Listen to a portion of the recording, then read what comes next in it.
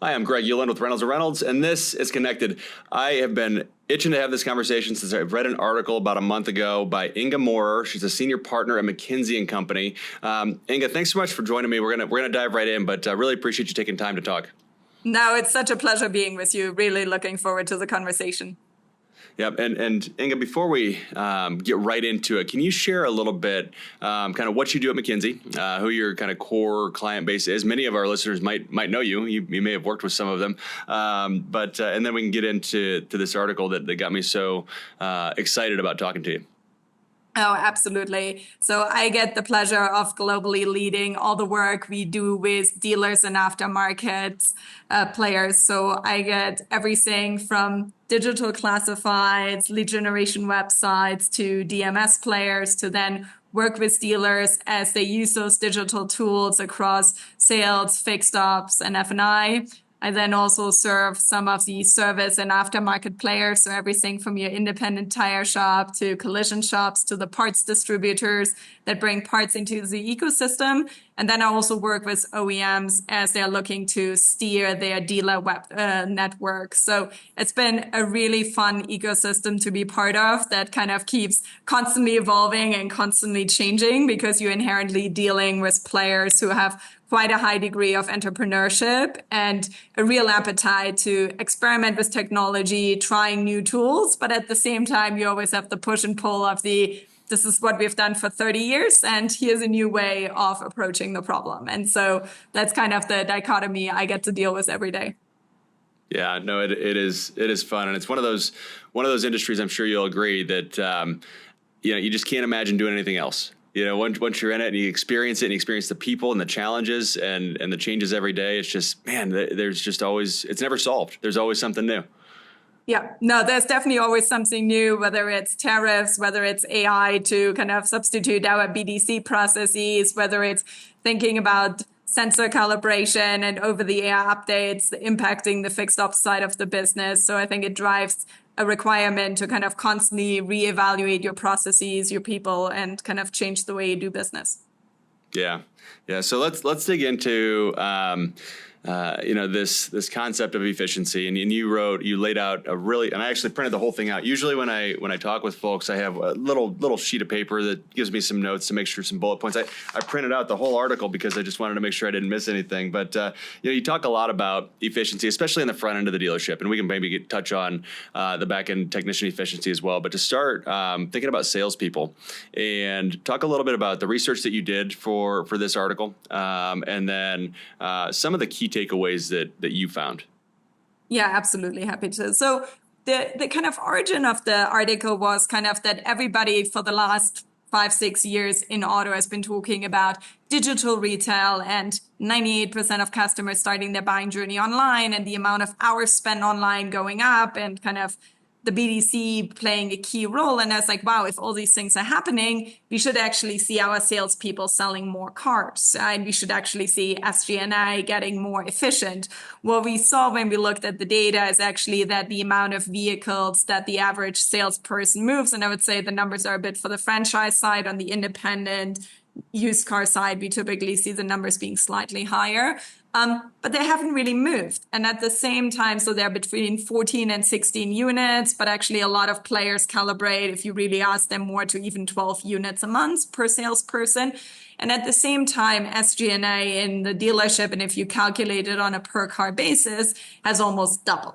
And so you're looking at this, and then on top of it, most of the dealers we work with spend a lot of money across their digital classifieds, their tier 3 marketing spend, what they do with the OEM on tier 2 co-op to drive the customers into the dealership. And so you want to see a situation where all the money you spend on the front of the funnel to get the customers into the dealership kind of resulting in better conversion. And at the same time, you want to create opportunities for personal progression for salespeople, and you can't keep paying them more on a per unit basis. So you actually need to lift productivity to create opportunities for salespeople to earn more of an income. And so that was kind of a little bit the starting point. And so we tried to understand what are some of the inhibitors to productivity. And some of it is around, while we engage with the customer more online, and we give more technology tools to our salespeople, sometimes it results in them in the morning sitting in front of their computer, logging into 17 different screens, manually piecing data together between what sits in the CRM system, what sits in the DMS, how the lead gets kind of superimposed, the internal processes of the dealership, plus the requirements of the OEM. And so that has been kind of one big inhibitor. I think the second one is actually comes down to how do you manage your salespeople? And so one of the things we've actually found is that kind of a lot of people on the sales side of the dealership have grown up in sales. Yeah. And so it's a little bit this philosophy of here's what I did when I was in the role 10 years ago. And so I think it creates a little bit this stagnation in performance expectation and not really saying, let me take a step back. What is all the things I've taken off the salesperson's plate? And in return for that, what would I like to see in terms of a productivity uplift? And then I think the last piece is that the digitized element has always become a bit of a fallacy where I now have to have all these touch points with the customer, but when they come into the dealership, I still sometimes have to go back to the basic principles of doing a needs assessment, figuring out what is their monthly payment, what's their true affordability versus what they would like to own, versus what they would like to have in a vehicle. And so I think all of these things collectively have kind of provided a bit of a ceiling to productivity, but we also believe are things that are maybe not easy, but definitely addressable to get to kind of a better productivity context. Yeah, and one of the things that I find really interesting is you mentioned all of these different tools that a salesperson will say gets to use, right? Maybe you say has to use, but all these different tools that a salesperson uses, and they certainly have to log into each one of them. But then what inherently happens is there's one customer, right? But there's all these different records for that customer across all these different tools. And some of that information is accurate in one place and inaccurate in another. Some of it's missing in one place and there in another. Some of it's duplicated across multiple tools. And when you have that, it's almost this overwhelming experience for the salesperson. And it gets to the point, and it doesn't take very long, at least from what I've seen. I'm curious what you see with your clients. It doesn't take very long before they say, you know what, I don't need all of this stuff. Like I'll input information here because I have to, but this is really what I'm going to use. And so all of that other stuff, all that noise, all those 16 out of 17 tools that you're trying to get them to use, they're using them, but it's a hassle. And instead of making them more productive, it actually makes them less productive, right? You mentioned you're giving them more time. So in theory, they should be able to sell more cars. But this time's getting used up on these other kind of just administrative tasks. I think that's very true. And I was looking back through my materials the other day for another discussion. And I think that for the first time in 2017, we had conversations on, wouldn't it be great to have a customer 360 data platform that ingests all the records across sales, fixed ops, but also all the digital touch points, and not just in the dealer website or in the OEM website, but also on all the third-party classifieds, kind of on other external parties. And that still, for most dealers, is far from reality. To your point, records are still pretty dispersed. It actually makes it hard to really think about the lifetime value of a customer. So maybe we can come back at some point to this concept of, hey, if you understand the lifetime value of the customer, you can think differently about pricing and discounting and how you engage with it. But I think there is a true point on, if I can kind of make it more seamless for the customer on getting access to all the data they've already supplied online when they played around and configured vehicles and looked at payments and played with how much money down, the term of the financing to get into an envelope that was comfortable to them.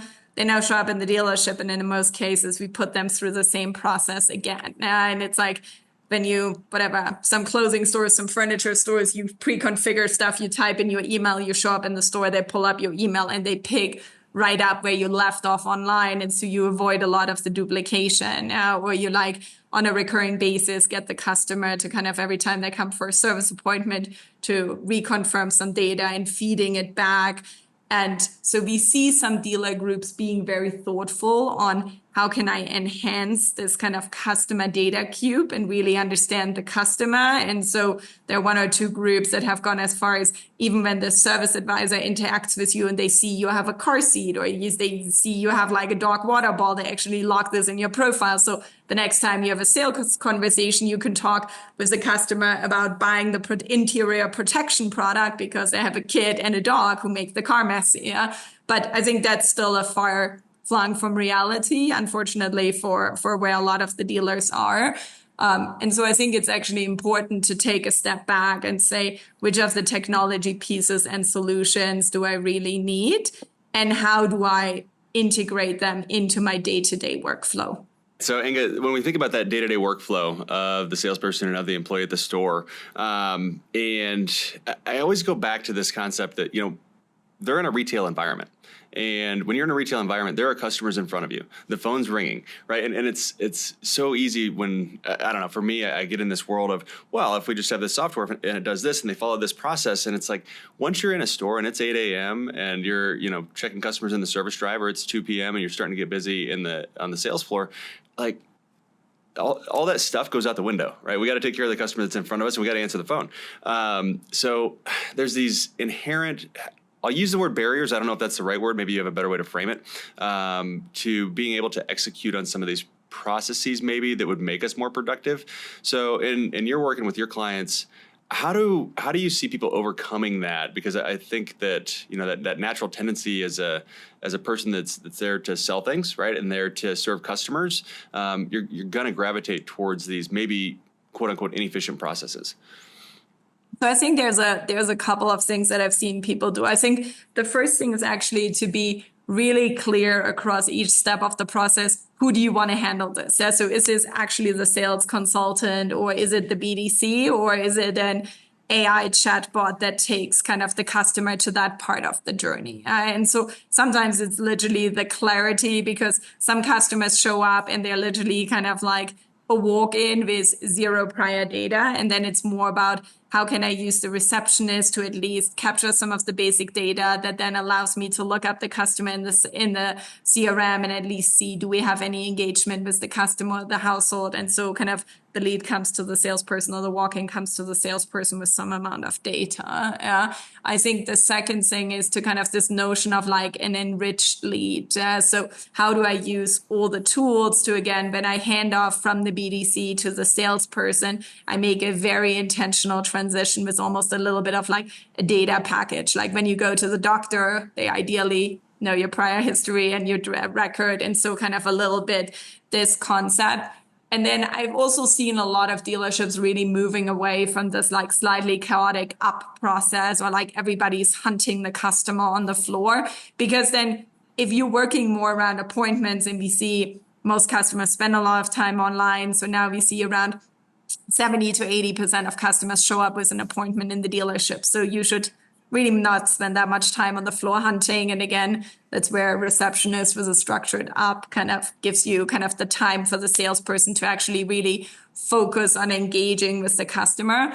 And then I think it's also a spot where the managers can play a really critical role on actually having this conversation and coaching, because the last 2 years, especially during COVID, you didn't really have to sell a car. You were like an order taker to an extent. And so rebuilding this muscle of actually kind of like, how do I, like sometimes you walk in a dealership and everybody is surfing the internet until something actually pops up. And so what do I actually do in those hours between 8 a.m. and 2 p.m. when it gets busy to work my leads and move the customer down the funnel and look at the data and say, based on that, how do I want to change my sales pitch or my engagement with the customer?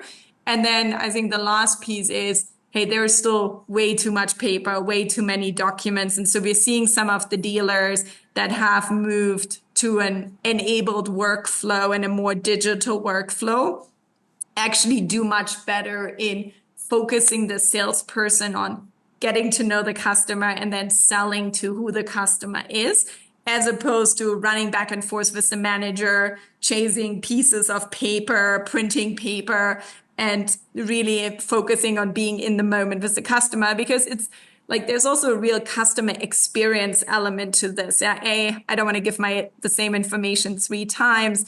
I don't want the person to constantly step away from me and say, I have to ask my manager on this, because then at some point I feel I'm negotiating with someone who is not actually really empowered to negotiate with me. And I think that's also one thing where when we thought about this notion of SG&A cost, it's like, okay, this back and forth with the manager might squeeze out $300 of extra gross per unit, but it now means that the manager can only work so many deals at a time. Right. Yeah? And wouldn't I be better off if the manager can work 5 more deals a month for the same compensation versus squeezing out like a little bit of extra gross and in a given deal, which by the way, sometimes leaves me as a customer not really wanting to engage then with the dealership on the fixed ops side. And so we have actually seen dealers who take an end-to-end view on customer profitability, and they're truly looking at, what did I spend to acquire this customer? What is the real cost to sell to this customer from everybody who had a touch point and how they engaged with the customer? And then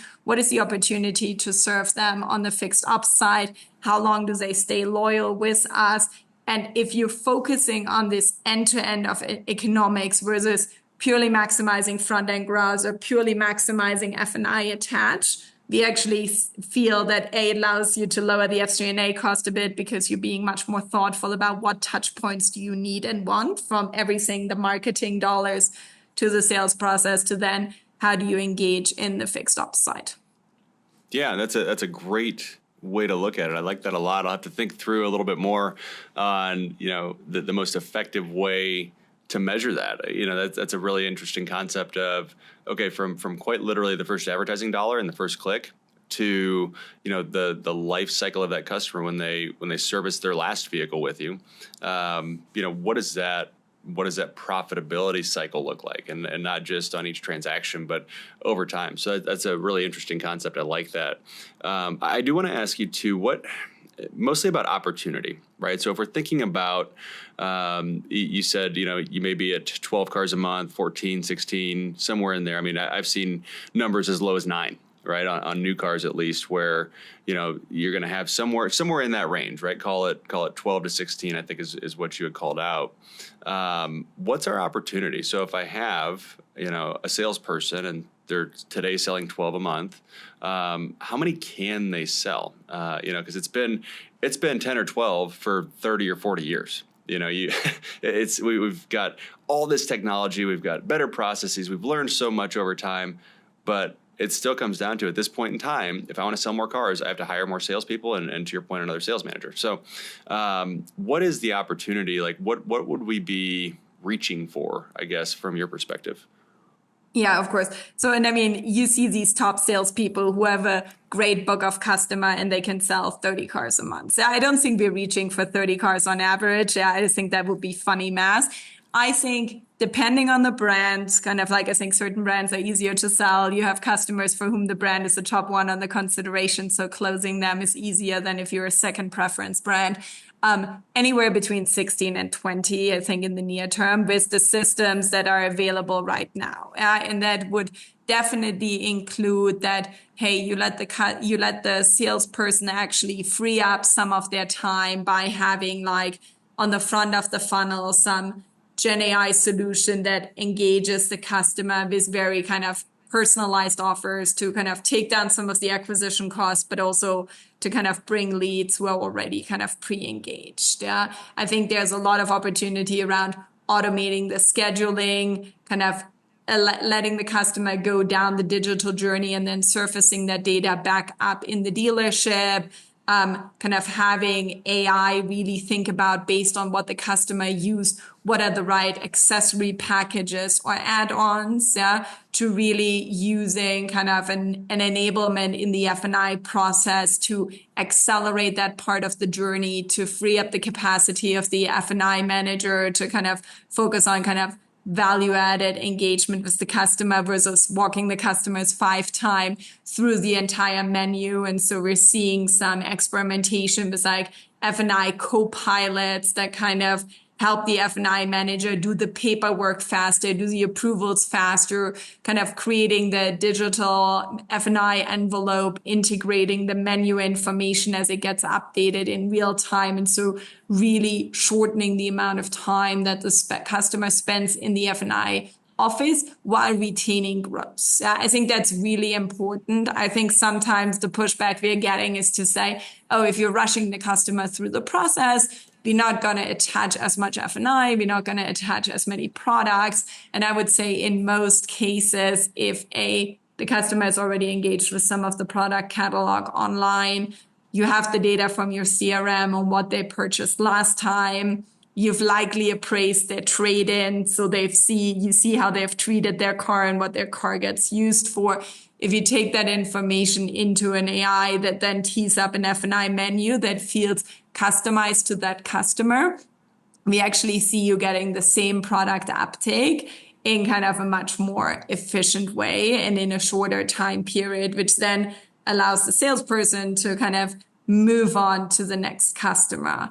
I think it also then, though, creates the requirement to make sure you're feeding enough customers into the pipeline of that salesperson. And so I think that's where being efficient on your marketing spend and how do I get more customers out of the marketing dollars that I'm spending is really important, because otherwise they just spend more time like doing other things than engaging with customers and moving inventory.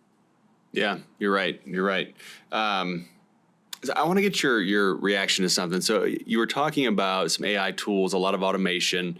And as I see more and more AI tools and pieces of artificial intelligence that come into the market, I can't help but think about, this conundrum that we were talking about earlier, where there's 17 different tools that salespeople are logging into, and it's making them actually less efficient, or they just aren't using them.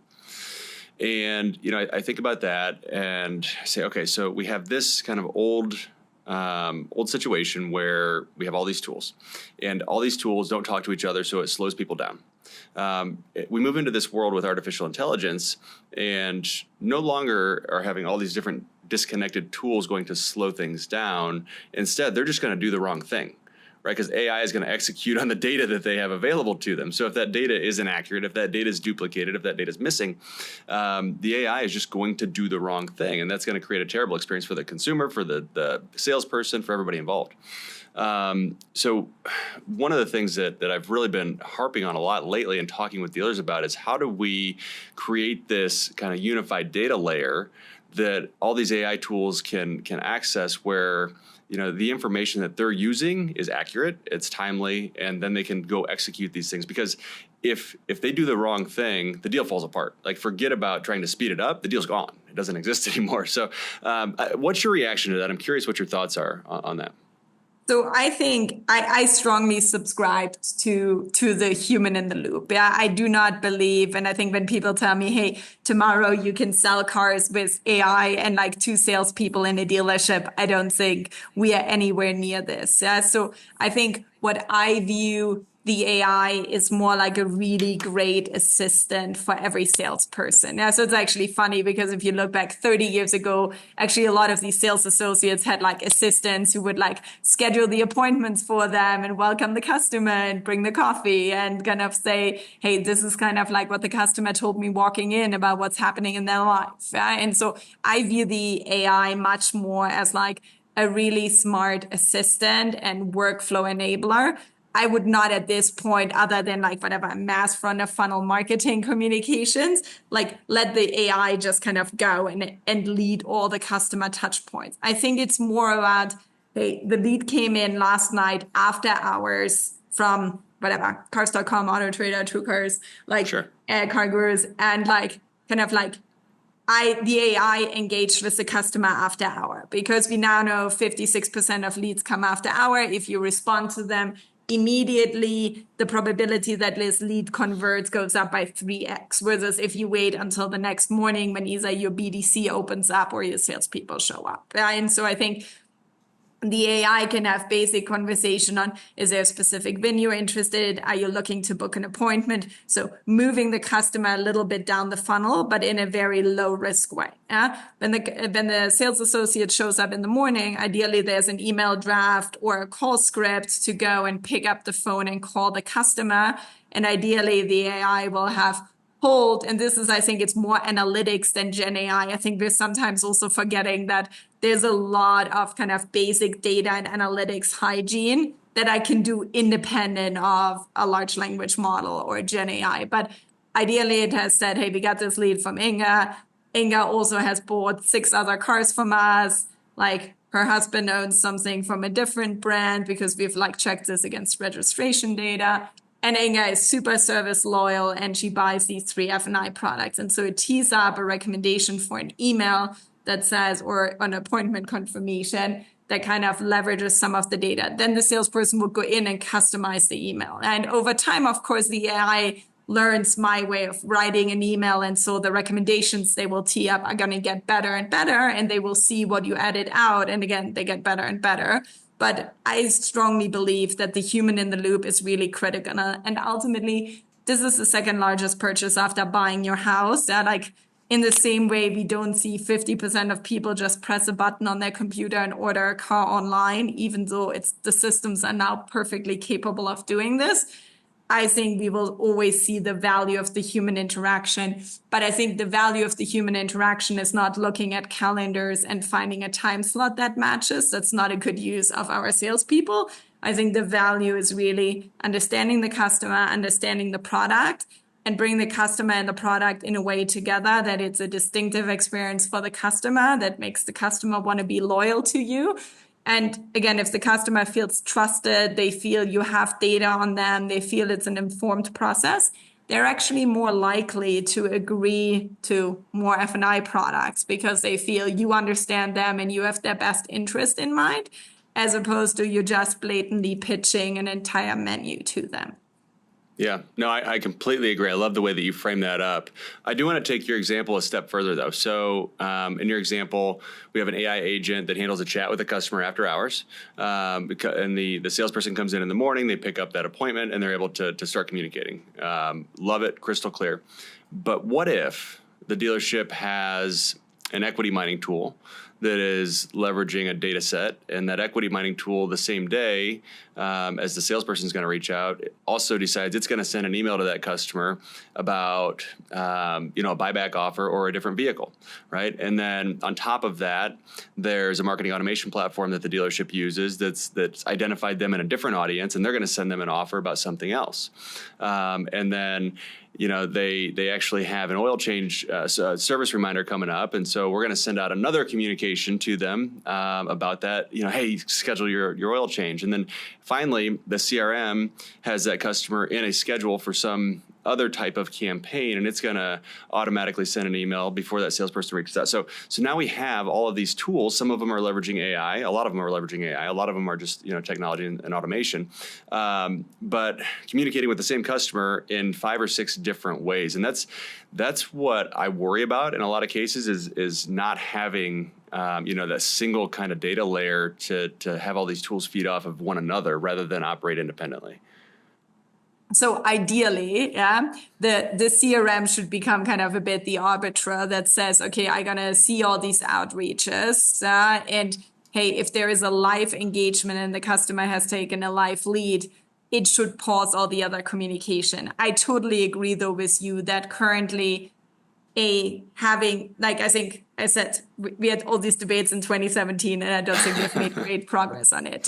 But I think most dealerships still struggle to have full control of their data. Most dealerships would tell you, whatever, it sits in all these systems, and every time I want to create a central report or like a data lake, it's really important to get it out, and I'm getting all sorts of like data fees to consume my own data, which is like, as you know, there's a lot of debate around that topic. And so I think it's something that dealerships still work on kind of creating this unifying customer data platform or kind of integrated data layer.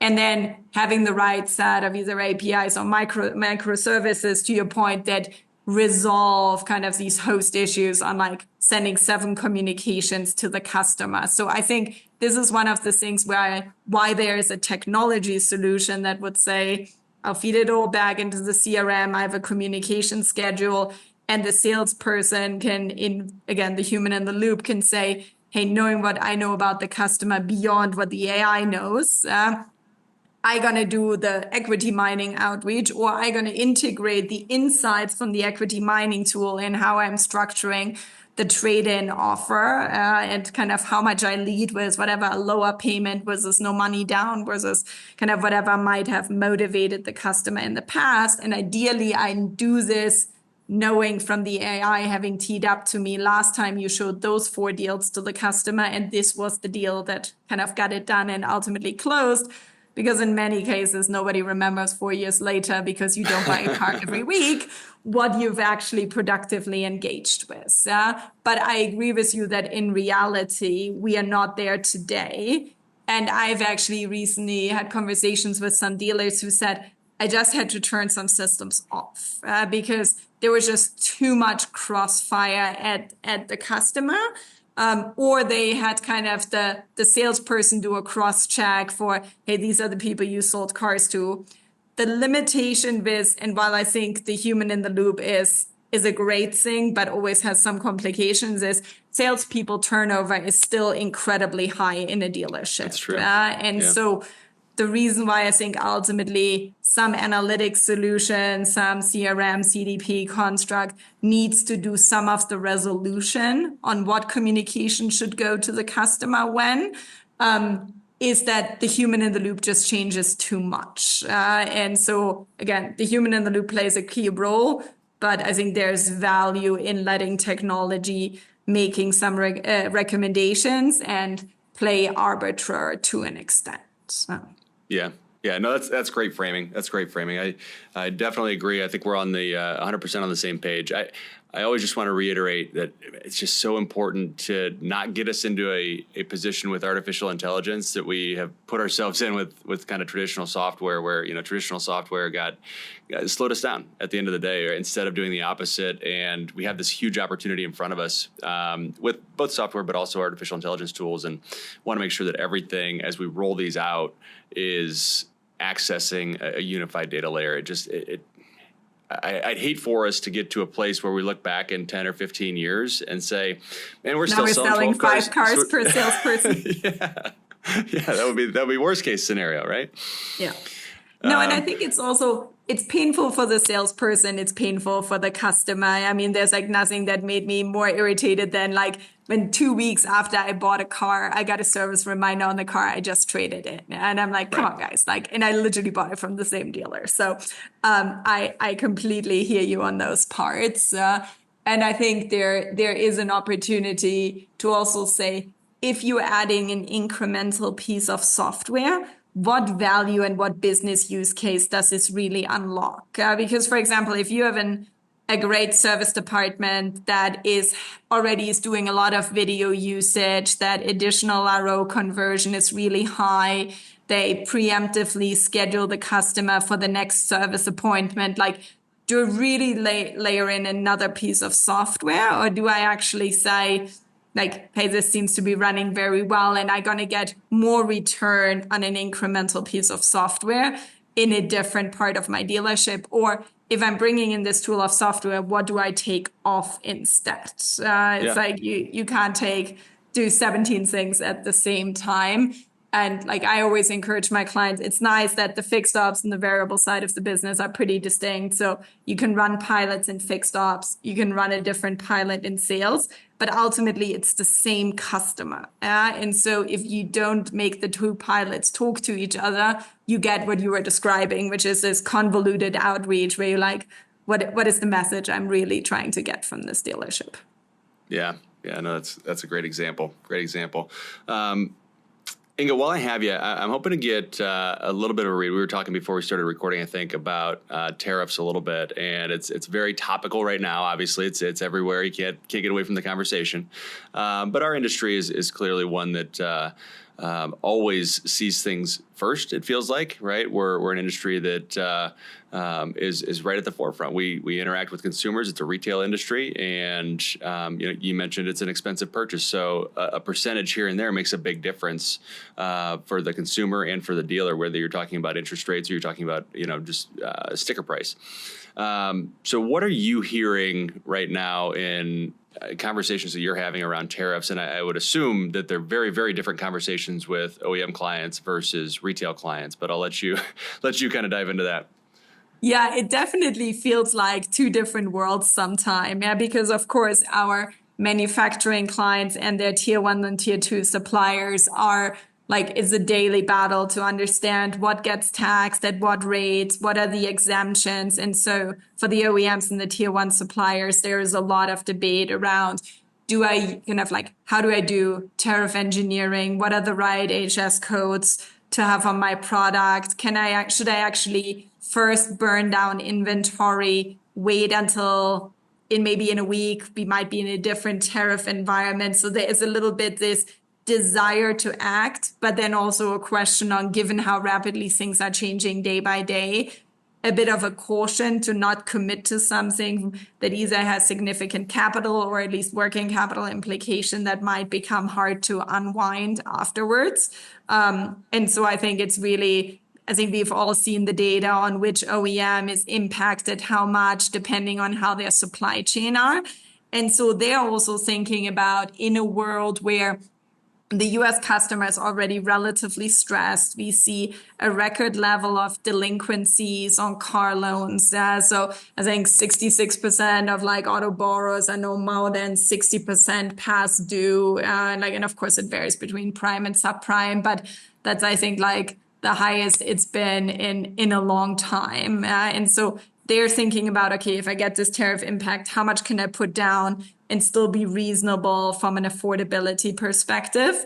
The manufacturers are also taking a really close look. If my product gets 20% tariff and my competitor's product that's vying for the same customer is getting 30% tariff, do I raise prices with them? Do I actually keep lower prices and hope to capture share? Do I give my dealers some flexibility on kind of making a judgment versus how much I'm putting on the invoice? I think we're seeing a theme that most of the OEMs are considering to very clearly on the sticker on the invoice highlight the tariff impact, because I think there's some worriness given the run-up in car prices we have seen throughout COVID, that they're putting customer credibility at risk if they're now just blatantly at, depending on the OEM, $3,000 to $14,000 on a car. And so I think they're trying to be really truthful with the customer, given a lot of the skepticism that already exists around customer price points and affordability if your average car payment is above $700. From the retailer side, on the other end, like, I don't want to say it's the least impacted area, but I think there's a little bit more of a wait and see on what the manufacturer is going to do to the invoice. Like March and April have definitely been, or like March and April showing to be very strong months for most dealers. I mean, March has been incredibly strong. And now with the risk of pricing going up, we have actually seen quite aggressive deal making in early April, because customers, like basically every way customers are thinking about it, they think pricing will go up. And so they're like, if I was thinking about buying a car in Q2, I might rather buy it in April than buying it in June. And so we're seeing a lot of this activity, like lead volume is up. There's more traffic in the dealership. Normally, deals tend to be backdated towards the end of the month. We're seeing a lot of kind of early deals. I think there is, depending on what brand you have and how much inventory the brands have. I think there are some brands that have already announced to shut down some production, and some of them, the dealers sit on quite a bit of inventory. And so they actually view it as beneficial, because in an environment with very high floor planning cost, it allows them to wean down some inventory. But then for other brands that tend to be lower on the inventory side, there's a bit of nervousness on, let's not wait too long, because we don't want to go into like less than 30 days of supply, because we know that that drives other issues, as we've all seen during COVID. And then, so I think there's this worry about the customer health. There's a bit the question of what action is the OEM doing. And then I think there's a little bit from a micro market competitiveness. What are the dealers around me going to do? Yeah, are they going to absorb any of the potential pricing that the OEM is pushing through? Or are they as committed as I am to just pass it on in a very transparent way to the customer? And kind of what does this mean for the front end margin I'm able to protect on the vehicle? Yeah. And there's two things I'd love to dig in with you a little bit too. One in the medium term, one in the longer term. So let's make the assumption, which it's maybe a fair assumption, maybe not. Let's make the assumption that these tariffs stick in some way, shape, or form over the long term, right? They're not going to be repealed. They may take a different shape, or they may be higher or lower, but they're going to stay in some way, shape, or form. So let's make that assumption. If that's true, in the medium term, say summer to fall, what impact do you think that has on the used vehicle market? So when we talk about new vehicle retailers, obviously the used market is a big part of their business. It seems to me on the surface that there's definitely an opportunity here to be extremely efficient and profitable in the used vehicle space if these tariffs do in fact kind of stick around. What are your thoughts on the used vehicle space? So I think there's definitely opportunity on the used vehicle side. I actually had a debate a few days ago on should you now go and stockpile used car inventory before it potentially goes up in pricing. I think one of the things that we find is there's ultimately a finite number of people who in a given time period want to buy a car. And I mean, yes, there's the exceptional, you get in an accident, you total your car, but even the percentage of people who get in accidents and total their cars is somewhat consistent. And so we think that April and March have actually pulled ahead a little bit of the demand that we would have normally seen, at least spread out across Q2. I think depending on the tariff posture, we might even see a little bit more of kind of customers coming ahead early on in the year. If there's less new cars sold, there's less cars traded in. And as we all know, there's a finite supply of used cars. And we all learned this during COVID, when sometimes the used car was almost as expensive as a new car 2 model years younger. And so I think that I would not go and put like 100 days of used car supply on my lot, just because the tariff posture is so unclear. So we now have a 90-day pause. It could fully come back in 90 days, in which case, yes, absolutely. It could stay at 10%, in which case we will see some crowding out of new cars and some pushing of that into used cars. And I think it's going to get some opportunity to accessorize used cars, to kind of create a bit of value in the used car. But I think there's also a chance that the tariff regime changes again. And we see in general that uncertainty is not good for car buyers. Like it's almost better if it's really good or really bad, because then people know what to plan for. If people have high degrees of uncertainty on how high inflation is going to be and what it means to their discretionary spending, then even like buying a used car at some point will be put on hold unless I truly need a used car. And that's why I would say, yes, kind of, if you have high runners that always move on the used car side, it's definitely reasonable to kind of buy a bit deeper on the inventory. But it's also there, again, in the current floor plan environment, we no longer have 0% floor plans. It's not that it's a free option to put these cars on the lot. And so I think there's a lot of moving pieces. You need to believe on how quick is the ramp up in used vehicle prices, depending on the tariff posture we're taking on new cars. Kind of how much are the OEMs able to get individual exemptions or to kind of do tariff engineering, use bonded warehouses to do things to kind of buffer the relative tariff impact and have appetite to maybe absorb some of it in their own P&L. And so that's why I think that the price forecast for used cars is a little bit challenging, and thus this kind of pre-buy construct becomes a little bit more risky than if you have a clear direction on the economy and tariffs.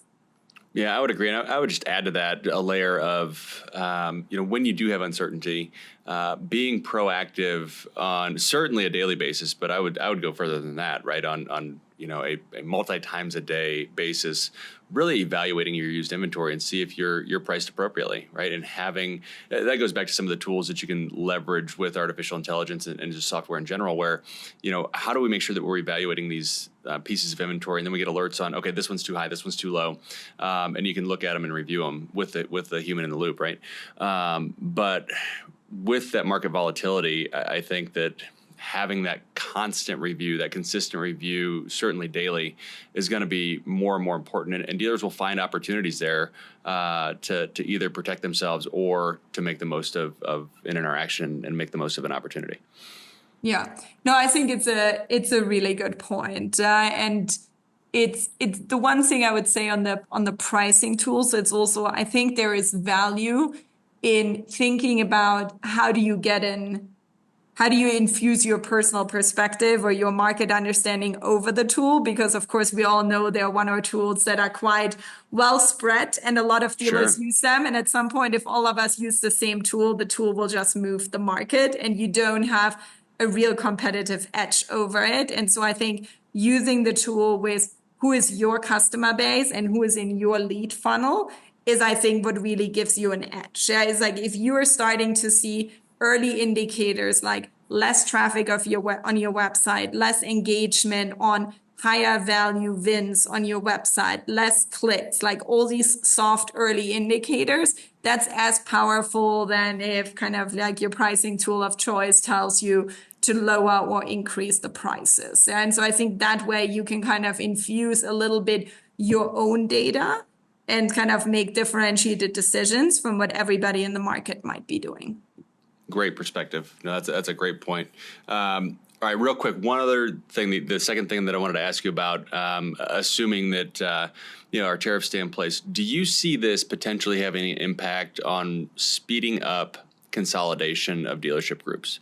And I ask because obviously over the last couple of decades, we've seen a pretty decent consolidation of dealership groups where fewer single point stores certainly, and those mid-sized groups are growing, the large groups are growing. So we've seen this trend already.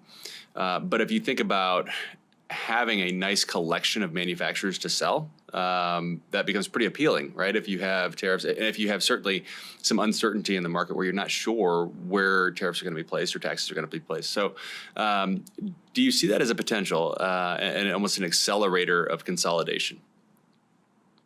So I think there's more and more value every day on kind of being part of like a slightly larger group than being a single rooftop dealer, because as you're saying, there is kind of, you're much more at the whim of the health of your OEM, both from a independent of tariffs on just like what product they launch and what powertrain mix they choose to pursue. But then of course, even in the broader macro, to have a natural hedge or natural differentiation. We also know that there's real benefits of scale, whether it's on the procurement of some of the parts, whether it's on the way you develop real estate. But I think more and more as this investment in technology becomes important, if you are just letting, and no offense to you guys, vendors dictate what software you should have, like you just, to your point, you're going to end up with a Frankenstein of 50 solutions. And so I think if you have 20 rooftops, 50, 100, it's much easier to say, I invest in 5, 10, 20 internal people who work with the vendors, to your point, who build the data platform layer or think about which of the vendors do I want to elevate to kind of ingest everybody else's data and be this data platform and insights engine that powers my business. And I think there's also a lot of discipline required to move all the dealerships to behave the same way. And I think that's for me always the part that people forget when they talk about consolidation. It's not about doing the sales transaction. Yeah, like yes, there's typically real estate and complications and trusts, but ultimately you can buy and sell dealerships. But it's like once you own the dealership, to actually get all the sales managers, all the service managers, all the parts managers on board with centralized buying, centralized decision-making, taking potentially away some of the store autonomy on what used cars they want to buy, how they want to recondition them, centralizing some of these operations. while there's a lot of economic value to be created, there is a cultural change that needs to happen at the same time. And so I think it's sometimes hard to say, I go and buy 50 stores and take 50 stores on that journey with me. And I think that's sometimes one of the reasons, in addition to people love their business and they don't always want to sell it, why we haven't seen maybe some of the push on consolidation. I think the other thing is, of course, that a lot of the OEMs have limitations on what percentage of their volume you can have, how many continuous markets. And so if you look at some of the bigger groups that could potentially consolidate, sometimes there's material dyssynergies because you're going to hit OEM caps or you have too many continuous markets. And I think that's the other thing why sometimes the industry isn't quite as consolidated as I think people would think synergies would support. Yeah, no, that's a great perspective. Inga, I love the way your brain works. I could talk to you all day, I think. I really appreciate you taking the time to chat with me.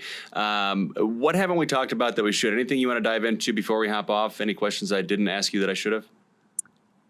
No, I mean, I think the question for me is really a little bit having a vision for your dealership on kind of like, what do you want to stand for? How do you want to manage your customer through the process? And then think about how does technology get you closer to the vision? Yeah, so it shouldn't be the tail wagging the dog on, I have a technology product that I need to jam into my dealership. I think it's more about, hey, I want to have this 360 perspective on the customer. I want to make sure that whether Joe in sales, Inga in service, like Brad in parts engages with the customer, they do it with a consistent language that's aligned with the vision and the reputation I want to build for my dealership.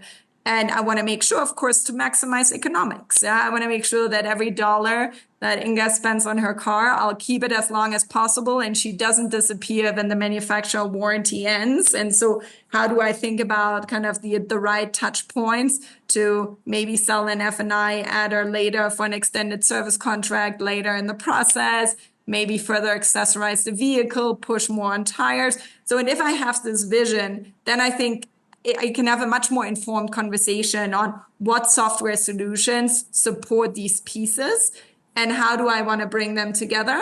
And then I can also have a much clearer conversation with my vendors on what is the expectation of the technology, because most of the players in the software ecosystem are perfectly capable of integrations, of like adding features, functionalities. And so I think sometimes it's the don't take it out of the box and plug it in because it's going to be too much and you're going to overwhelm and make your human capital kind of less productive.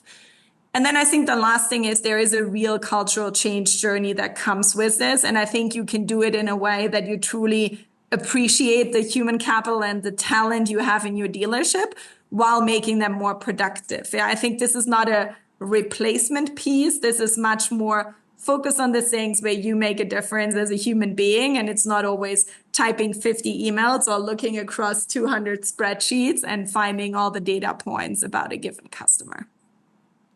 That's great. And that's a great place to land the plane. Inga Maurer, senior partner at McKinsey Company, thank you so much for joining me. I really enjoyed the conversation and appreciate your time more than I can say. Thank you so much. It was a real pleasure spending time together. Another long one today, but man, that was a great conversation with Inga Maurer from McKinsey Company. I really appreciate her hopping on. I hope you were able to have a pen out while you were listening to that one, and if not, probably go back and re-listen to it so you can take some notes. Before we hop off, don't forget you can watch or listen to all episodes of Connected on YouTube, Apple, and Spotify podcasts. Make sure to hit subscribe so you're notified every other week when new episodes are released. Thanks so much, and we'll see you in 2 weeks.